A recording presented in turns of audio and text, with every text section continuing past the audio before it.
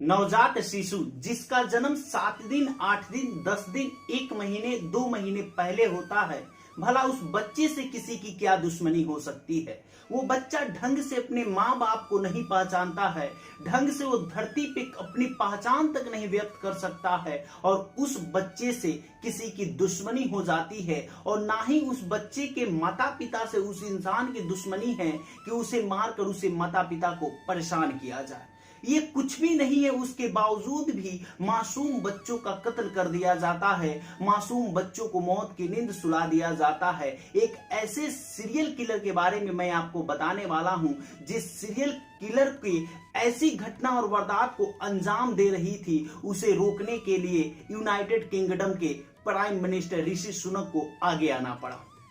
ये कैसी वारदात है जिसे सुनने के बाद, जिसे जानने के बाद लोग जिसे भगवान का दर्जा देते हैं, भगवान का दूसरा रूप मानते हैं, उस पे भी भगवान का भरोसा, यानी कहें तो लोगों का भरोसा उठ गया। एक ऐसी वारदात जो पूरी दुनिया की नजरें झुका देती है। जब हम किसी डॉक्टर के पास इलाज के लिए जाते हैं तो हमें विश्वास होता है कि हम यहां से ठीक होकर बाहर निकलेंगे, क्योंकि हम मानते हैं कि भगवान का दूसरा रूप डॉक्टर ही होते हैं। लेकिन जब उसी अस्पताल में कोई डॉक्टर या कोई नर्स आपके बच्चे की जान के दुश्मन बन जाए, सिर्फ और सिर्फ इसलिए कि उसे ये काम करने में, ये वारदात करने में मजा आता हो, ना ही कोई पर्सनल दुश्मनी है, ना ही उस बच्चे से कोई रंजिश है, उसके बावजूद भी उन बच्चों की मौत की नींद सुला देती थी। एक ऐसी नर्स सीरियल किलर के मैं बारे में आपसे बताने वाला हूं, जिसका नाम लूसी है।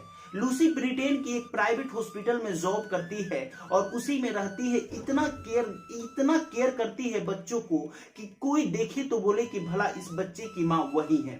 काफी बच्चों से प्यार करती थी, काफी केयर करती थी। ये सिर्फ और सिर्फ लोगों को दिखाने के लिए ये दिखावा था, लेकिन उसके पीछे का जो चेहरा था लूसी का, वो बड़ा ही भयावह और खतरनाक था। नवजात शिशु का इलाज होता है, नवजात शिशु हॉस्पिटल में आते हैं, उनके साथ उनकी मां भी होती है। लेकिन जब वो चले जाते हैं इलाज के लिए, जब उन्हें एडमिट कर लिया जाता है, तो उनकी मां उनके साथ नहीं होती है, नर्स ही होती है। और उन बच्चों की मां को विश्वास होता है कि मेरा बेटा सुरक्षित है, क्योंकि यहाँ पे नर्स है और नर्स को भगवान की तरह मानती है। लेकिन वो नर्स उसी बच्चे की जान की दुश्मन बन जाती है। 2015 की बात है कि उसी प्राइवेट हॉस्पिटल में 4 बच्चों की मौत हो जाती है। डॉक्टर भी सदमे में आ जाते हैं कि जिस बच्चे की मौत हुई है उस बच्चे को कुछ नहीं हुआ था, कोई बीमारी नहीं था, और जो बीमारी था वो पूर्ण रूप से कंट्रोल हो चुका था। बच्चा 2-3 दिन में अपने घर जाने वाला था सुरक्षित, लेकिन अचानक तबीयत उसकी कैसे बिगड़ जाती है और अचानक वो कैसे मौत की नींद सो जाता है।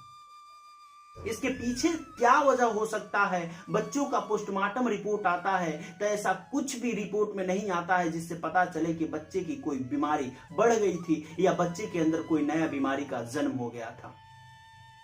बच्चे एकदम सही थे, उसके बावजूद भी उनके साथ ऐसे घटना को अंजाम दे दिया जाता है। डॉक्टर को पता ही नहीं था कि घटना को अंजाम देने वाला इस हॉस्पिटल में एक नर्स है जिसका नाम है लूसी। लूसी पे किसी का ध्यान नहीं जाता था, क्योंकि लूसी काफी केयर करती थी बच्चों को और काफी उसका बिहेवियर हॉस्पिटल में अच्छा था। किसी का ध्यान नहीं जाता था लूसी पे। लेकिन एक डॉक्टर थे, उनका ध्यान लूसी पे गया कि आखिर घटना को अंजाम तभी क्यों दिया जाता है, आखिर बच्चे की मौत तभी क्यों होती है जब ड्यूटी में लूसी होती है।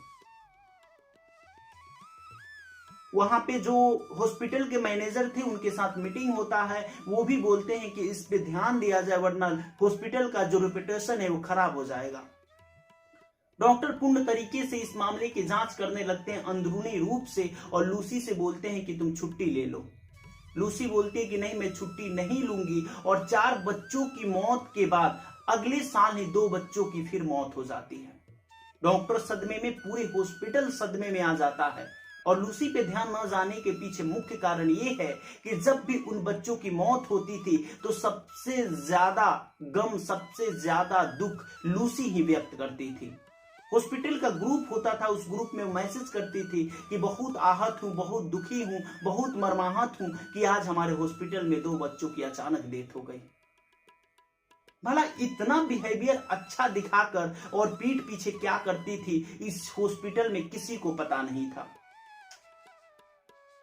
डॉक्टर अचानक फिर मीटिंग बुलाते हैं और सभी जितने भी हॉस्पिटल के स्टाफ थे सबसे बात करते हैं और इसकी जांच के तह तक जाने की कोशिश करते हैं कि पता चले कि आखिर बच्चों की मौत कैसे हुई है।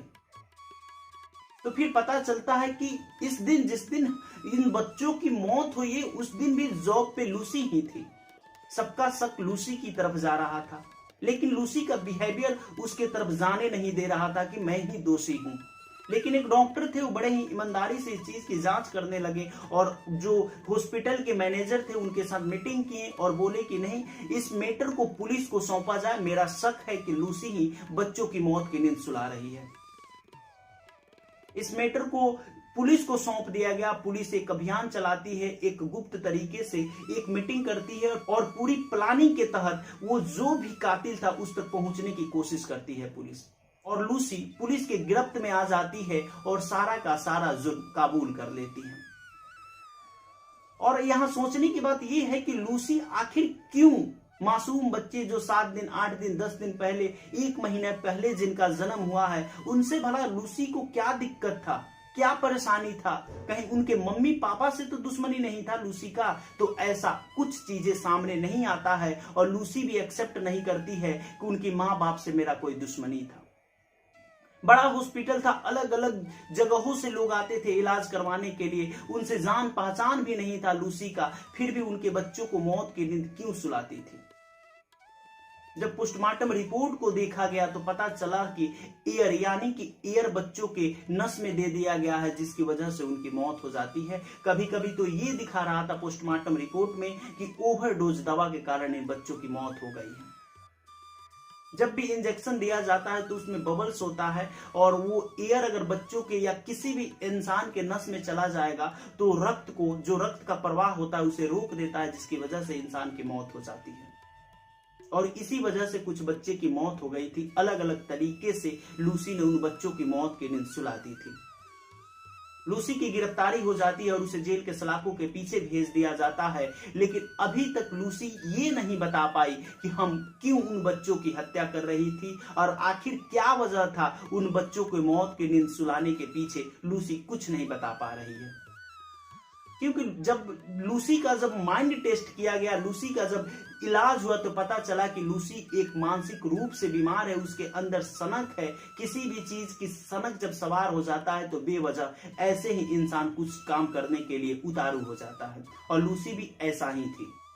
ऋषि सुनक को आगे आना पड़ता है और इन सारी वारदात की जानकारी लेते हैं और बड़ा शोक जताते हैं और लूसी पे उचित कार्रवाई किया जाता है और उसे उम्र कैद की सजा सुना दी जाती है।